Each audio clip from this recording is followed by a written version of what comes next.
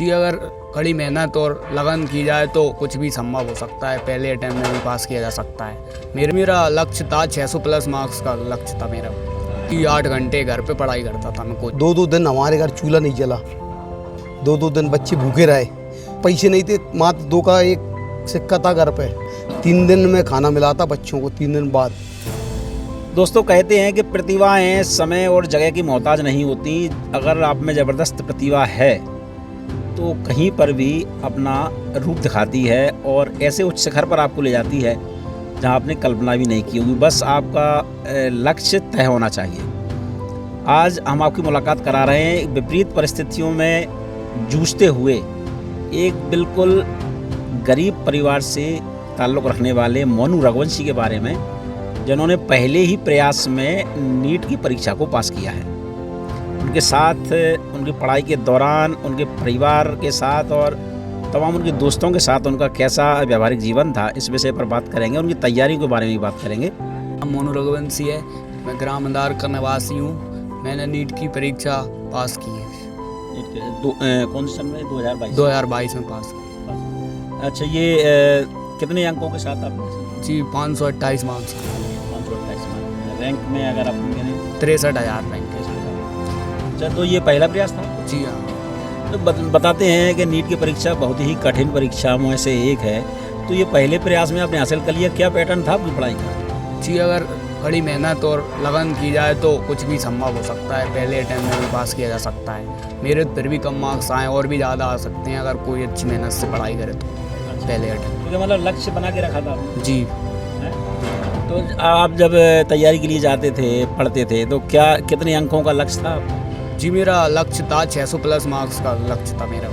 600 plus marks. तो 600 plus mark के लिए कितने घंटे पढ़ते थे? जी 8 घंटे घर पे पढ़ाई करता था मैं कोचिंग के अलावा। कोचिंग के अलावा? कोचिंग किसके यहाँ जाते थे? त्रिनेत्र कोचिंग को नाम है ही।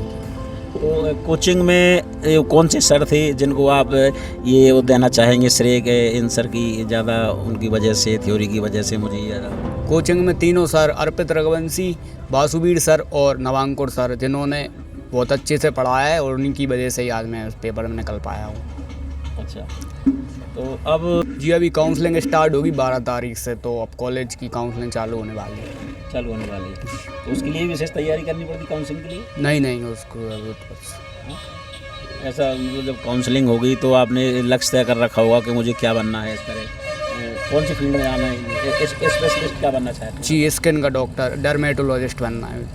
अच्छा, तो स्किन डॉक्टर बनने के लिए भी क्यों चुना? स्किन डॉक्टर के बारे में ये आप बताएं थोड़ा। जी मेरी उसमें रुचि है थोड़ी ज़्यादा, स्किन वगैरह की। अच्छा, हाँ शुरू से ही है? जी। तो वैसे ज़्यादातर मैंने देखा है जो डॉक्टर की नीट परीक्षा निकाल लेते हैं वो हृदय रोग विशेषज्ञ बनते हैं, तो कोई न्यूरोलॉजिस्ट बनते हैं। मुझे इन सब में वो खास दिलचस्पी नहीं है थोड़ी, मतलब स्किन। अच्छा, अब एक बताइए, आप कोचिंग भी करते थे बच्चों को? जी। है? कितने क्लास से कितने क्लास? 8th क्लास तक के बच्चे, छोटे बच्चे, उनको पढ़ाते थे। कितने दिन पढ़ाया? अभी पेपर से कुछ दिन पहले ही स्टार्ट किया था। अच्छा, मतलब अभी शुरुआत ही की थी कोचिंग आपने? कहाँ, घर पे पढ़ाते, कहीं जाते थे? जी उनके ही घर पे, पास में ही घर है उनका। बच्चों के घर पे जाते थे? अच्छा, आपके परिवार में कितने सदस्य हैं? परिवार में 4 सदस्य हैं। हम 2 भाई हैं, पापा और मम्मी। पापा और मम्मी। अच्छा, पापा मम्मी के बारे में कुछ बताएं। पापा नाश्ते की दुकान करते हैं गुना में, पहले गुना पब्लिक के सामने करते थे और वहीं पे नाश्ते वगैरह ही दुकान करते हैं। और मम्मी हाउस वाइफ। तो आप ऐसे मूल निवासी तो इंदौर के हैं? जी। तो फिर गुना कैसे पहुँचना हुआ? वो हमारी वजह से वो गुना में रह रहे हैं, पढ़ाई की वजह से। पढ़ाई की वजह से आपको पढ़ाने के लिए गुना पहुँचे? जी वैसे हमारी तो पढ़ाई की वही नहीं थी हैसियत, पर हमारे सर ने मुझे कोचिंग फ्री पढ़ाई है, जिनका मैं बहुत दिल से आभार व्यक्त करना चाहता हूँ और जिनकी वजह से मैं आज नीट में सेलेक्ट हुआ हूँ। और पापा की बहुत ज़्यादा मेहनत की है, जिनकी वजह से मैं यहाँ तक पहुँचा हूँ। वैसे तो अच्छे पैसे वाले भी नहीं पढ़ा पाते हैं बच्चों को, पर उन्होंने इतनी बुरी स्थिति में भी हमें पढ़ाया और उनकी वजह से मैं इस मुकाम पर पहुँचा हूँ। अच्छा, वो दिन आपको याद आते हैं जब संकट का समय चल रहा था, विपरीत परिस्थितियाँ थी? जी। हाँ, तो क्या आवाज़ आती है अंदर से? जी बस विपरीत परिस्थितियाँ इसलिए आती हैं कि इंसान को थोड़ा और ऊपर उठा सकें और मतलब उस समय भी सकारात्मक सोच थी आपकी? जी मैंने तो हमें कभी भी नेगेटिव नहीं सोचा कि मैं नहीं निकल पाऊँगा, बस हमेशा ऐसे ही सोचा है कि मैं यहाँ निकल जाऊँगा एक बार में। निकल जाएगा जी लक्ष्य हासिल था जी तय, मतलब तय कर रखा था आपने, जी। है ना? तो ये थे मोनू रघुवंशी, जिन्होंने अपने पहले ही प्रयास में नीट की परीक्षा को पास किया और जिसको कहना चाहिए एकदम चर्चा में आए कि पहले प्रयास में इसको पास किया जा सकता है। ऐसे बहुत से छात्र छात्राएं हैं जो अपना घर छोड़कर दूर स्थानों पर पढ़ रहे हैं और माता पिता के उन सपनों को पूरा करने की कोशिश कर रहे हैं जो उन्होंने उनकी इच्छाओं के अनुरूप देख रखे हैं। मगर मोनू के मामले में ऐसा नहीं था। उनके माता पिता स्वयं ही बच्चों के साथ उनको पढ़ाने के लिए वो शहर जा पहुँचे और शहर में क्या हालात थे इसके बारे में बात करने के लिए उनके पिता हमारे साथ मौजूद हैं। हम उनसे बात करेंगे। सर संतोष सिंह रघुवंशी हूँ, मैं इधर का रहने वाला हूँ और दोनों बच्चों की इच्छा थी कि पापा हमारी पढ़ाई के लिए आप कुछ भी करो, हम अच्छे पढ़ेंगे। तो मैंने भी गांव को, ज़मीन तो ये नहीं, थोड़ी वो जो भी है गाँव घर सब त्याग कर बच्चों के साथ 2 घंटे खाना बनाने में लगेंगे, जो 2 घंटे उनको मिलेंगे पढ़ाई के लिए, सोच के मैं गुना गया। तो वहाँ भी इस परिस्थिति में कि 2 दिन हमारे घर चूल्हा नहीं जला। अच्छा। आर्थिक स्थिति खराब होने के कारण 2 दिन बच्चे भूखे रहे। भूखे रहने के बाद भी उन्होंने बोला पापा चिंता मत करो, पीछे मत हटो, हम भी आगे जब बनेंगे डॉक्टर बन जाएंगे, कोई वो नहीं रहेगी। मतलब बच्चों ने उस समय भी हिम्मत नहीं आ रही, आपका साथ दिया? साथ दिया, हिम्मत नहीं आ रही, बोले बिल्कुल तुम तो कोई बात नहीं है। उसी टाइम इनकी मम्मी की तबीयत भी खराब हो गई। अचानक पैसे नहीं थे, मात्र 2 का 1 सिक्का था घर पे। तो उनने बोले बीपी लो हो जाता है, हॉस्पिटल चलें, पैसे भी नहीं है इलाज के लिए, क्या करें? बोले एक काम करो, कॉफ़ी का पाउच आता है 2 रुपये का, कॉफ़ी का जी चाय जैसे। तो 11:30 बजे रात के दुकान खुली मिल गई, कॉफ़ी का पाउच ला के दिया, सही हो गया। 3 दिन में खाना मिला था बच्चों को, 3 दिन बाद 3 दिन बाद खाना मिला था। तो ये तो इतनी विपरीत परिस्थितियाँ थी कि पत्थर भी टूट जाए।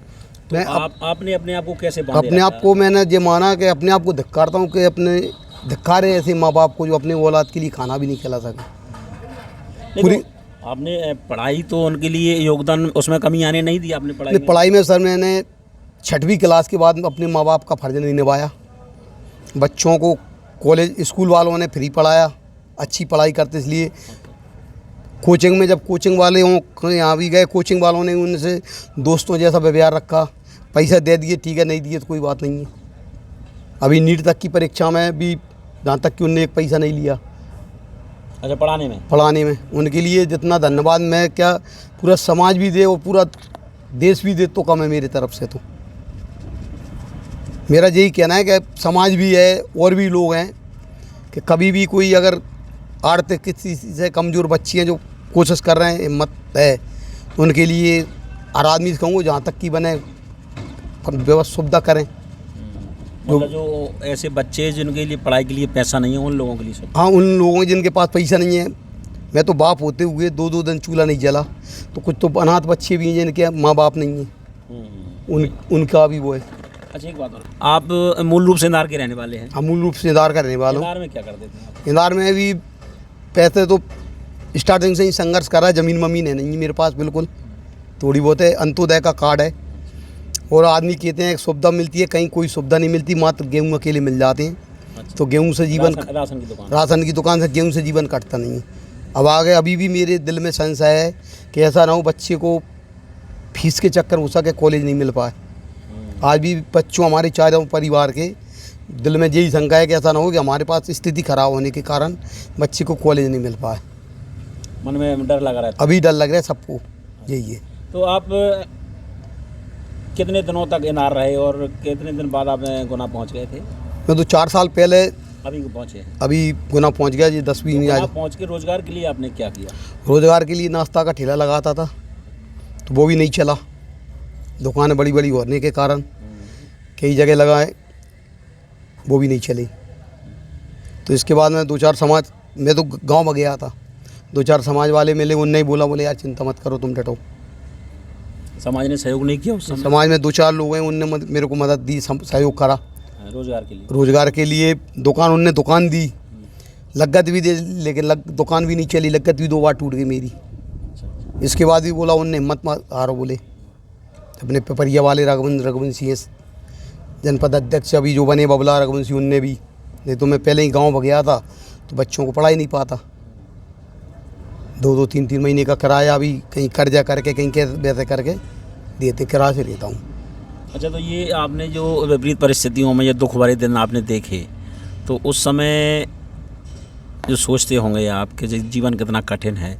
अब आपने आपके बच्चे ने सफलता हासिल कर ली है, तो क्या उन दिनों को याद करके अब क्या? मैं तो मेरी एक ही क्या है, अभी भी आपसे बोल रहा हूँ सर कि एक बच्चा और है, वो भी हमारे चक्कर में रह गया। वो भी इस बार निकल जाता, नाश्ता वास्ता बनवाता था बेचारा, मेरे मदद हेल्प करता था, तो वो भी रह गया। मेरी भी इच्छा है कि जब ये दोनों बच्चे लग जाएंगे इसके बाद जो भी अपना जीवन है जनहित के लिए ही समर्पण करने की वो है, जो भी जितनी अपन से बनेगी हेल्प करेंगे। गौ सेवा, वृक्ष सेवा। अब रोजगार आपका ठीक ठाक चल रहा है? हाँ, अभी 15-20 रोज से मतलब थोड़ा सही चल रहा है। अच्छा, हाँ, मतलब दुकान सेटल हो गई है? हाँ, जनपद में वहाँ पे अध्यक्ष साहब ने रखवा दी, समाज वालों सब ने। अच्छा, मिल गई। जनपद में गुना हनुमान चौराहे पे आर्थिक सहायता की दी है कुछ? नहीं, आर्थिक सहायता अभी तक तो किसी से कोई वो नहीं पड़ी। 1-2 वो बता रहे हूँ सरपंच साहब, उनने दी थोड़ी बहुत। अब क्या है, अब अपन को ज़रूरत पड़ सकती है इसमें कॉलेज के लिए। अच्छा, कॉलेज फीस के लिए जरूरत पड़ती है? फीस के लिए आज समाज में रघुवंशी सब पैसे वाले होते हैं, पढ़ो आगे बढ़ो तरक्की करो। वहाँ भी मैंने यही शब्द बोला था, लेकिन अगर आप बोलो तो 2 शब्द में बोलना चाहूँगा। उन्होंने बोला बोले तो मैंने बोला था कि मेरे घर 2-2 दिन चूल्हा नहीं जला। इस परिस्थिति में बच्चा निकला है, तो और भी अनाथ और ऐसे बच्चे भी हैं जिनके लिए कोई वो नहीं है। सपने तो हर बच्चा रिश्तेदारों का क्या रुख था उस समय जब आपने गरीबी के दिन देखे? न गरीबी के दिन में तो कहीं से कहीं तक किसी का कोई रुख नहीं दिखा, किसी रिश्तेदार ने मदद नहीं? थोड़ी वो करी नहीं, कोई किसी की मैं वो नहीं मानता। मैं तो सिर्फ बजरंग बप्पा ही वो मानता हूँ, टेर की सरकार के विश्वास पे गाड़ी तक। हाँ, क्यों? मतलब क्या नज़रिया क्या था रिश्तेदारों का? रिश्तेदार पैसा वाले खुद नहीं, वो भी सक्षम नहीं है, वो भी अच्छा, आर्थिक किसी उनकी भी खराब है। हाँ, अच्छा, ये बात। 1-2 बीघा ज़मीन है, वो भी बेचने की कोशिश की, वो भी नहीं बिकी। अगर मान लीजिए जरूरत पड़ जाती है आपको गए इसको कहीं डोनेशन दे के आपको कॉलेज में दाखिला कराना होता, तो फिर पैसे की व्यवस्था तो थी नहीं? कहीं से नहीं है पैसे की व्यवस्था। बारवा कहाँ से किया था? बारवा एक्सीलेंस स्कूल से गुनास किया था। अच्छा, 92% थे, मैथ प्लस वायो में। नहीं तो एक्सीलेंस स्कूल में भी फीस लगी होगी? नहीं, वो सरकारी, उसमें नहीं लगी। अच्छा, हाँ, वो तो स्कूल वालों ने भी नहीं ली 10वीं के बाद में। अच्छा, कॉलेज वो स्कूल वालों ने ली, कोचिंग वालों ने भी नहीं ली। दे देते तो दोस्तों जैसा व्यवहार रखा उनने अच्छे दोनों भाइयों को पढ़ाया। छोटा है। जब पहले दिन रिजल्ट आया इनका और इन्होंने आपको बताया कि पापा मैं पास हो गया हूँ नीट में, तो पहला रिएक्शन क्या था? क्या सोचा एकदम दिमाग में, क्या आया था आपके सबसे पहले? हमको तो खुशी हुई थी कि बच्चे ने अच्छा वो कर दिया, इतनी बेकार परिस्थिति में बच्चे ने वो कर दिया। मतलब आपको पहले से भरोसा था कि हाँ बच्चे? नहीं, बच्चों पे भरोसा था क्योंकि रात में 5 बजे तो सोता था जी, सुबह 5 बजे रात भर पढ़ाई करता, दिन में ही पढ़ता था, कहीं घूमने भी नहीं जाते थे, दोस्तों के साथ भी नहीं कहीं बैठा। हमारा यही कहना था, दोस्ती समाज या किसी उससे नहीं देखी जाती। दोस्त अच्छे हैं, उनके साथ बढ़िया रहो, खेलो बढ़िया, लेकिन गलत सोबत में मत जाओ। तो आज तक दोनों बच्चे हैं, छोटा वाला वो भी नीट की तैयारी कर रहा था। अच्छा, हाँ, तो उसका भी हमने जो नाश्ता में थोड़ा बहुत तो उसने हमको टाइम दिया, इसीलिए हम अपने आप को कोस रहे हैं। वो रह गया नहीं, वो भी निकल जाता हो सकता है। अच्छा, उसने परीक्षा दी थी? उसने ही परीक्षा दी थी। अब जब रिजल्ट आने के बाद अब रिश्तेदारों का नज़रिया क्या है, आपके दोस्तों का, आपके आस पड़ोस वालों का, अब क्या नज़रिया? कहने का तो अब सबका यही है कि चिंता मत करो। हम नहीं, सब मतलब व्यवहार में कितना परिवर्तन आया? नहीं, व्यवहार में तो पूरे गांव में मेरे को कोई वो बच्चों के साथ रहना पसंद नहीं करता था। पूरे गांव की निगाह में भी सब पागल था, मैं कोई बात करना पसंद नहीं करते थे। और अब जिस दिन रिजल्ट आया उस दिन से पूरे गांव में, परिवार में, रिश्तेदार में, हर लोगों को बहुत ज़्यादा मतलब अपने आप इतना वो कि मैं कह नहीं सकता। खुशी की बहुत खुशी है सबको। आप भी समझ पा रहे होंगे? नहीं, अपने आप में हमको भी दिख रहा है कि बच्चे के चक्कर में हमारी वो हो गई। आपका मान बढ़ाया? आप अपना मान बढ़ाया, बच्चों ने बढ़ाया। बच्चों ने, अगर कोई बच्चा गलत करता तो अपना मान घट जाता, अपन को नीचे देखना पड़ता। आज हमारा भी गर्व से सर ऊंचा है कि हमारे बच्चे ने नाम निकाला समाज में, ना समाज में, आज सब अपनी बात रख रहे, बखत कर रहा है। बताऊँ, बच्चा अगर कोई पढ़ाई कर रहा है, जो उसको करना है उसमें रोक नहीं लगाना चाहिए। हमारे बच्चे से भी उसकी माँ ने एक रोज़ बोला था कि बोला बेटा तू ऐसा वैसा, तो छोटे वाले बच्चे ने बोले मम्मी हमारी दोनों भाइयों की इच्छा है कि कम से कम तहसीलदार या एसडीएम या कलेक्टर बनने की इच्छा है हमारी। आपके पास पैसा नहीं है इसलिए हमने डॉक्टरी का चुना है लक्ष्य, इसलिए हमने कुछ नहीं बोला, उसको पार कर दिया लक्ष्य को बच्चों ने।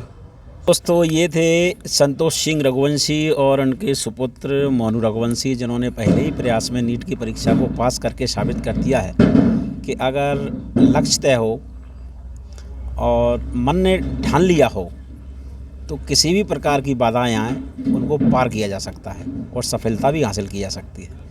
और अभी बातों में मैंने जब बात की मोनू से तो उन्होंने बताया कि वो पढ़ाई के दौरान सोशल मीडिया से बिल्कुल दूर थे, ये बहुत अच्छी बात थी। और सभी छात्र जो तैयारी कर रहे हैं, अपने बड़े लक्ष्य की ओर बढ़ रहे हैं, उनसे भी हमारा अनुरोध है कि वो सोशल मीडिया से दूर रहें और तभी उनका जो मन है जो इधर उधर भटक जाता है वो बिल्कुल एक चित्त रहेगा और लक्ष्य की ओर ध्यान भी बढ़ेगा।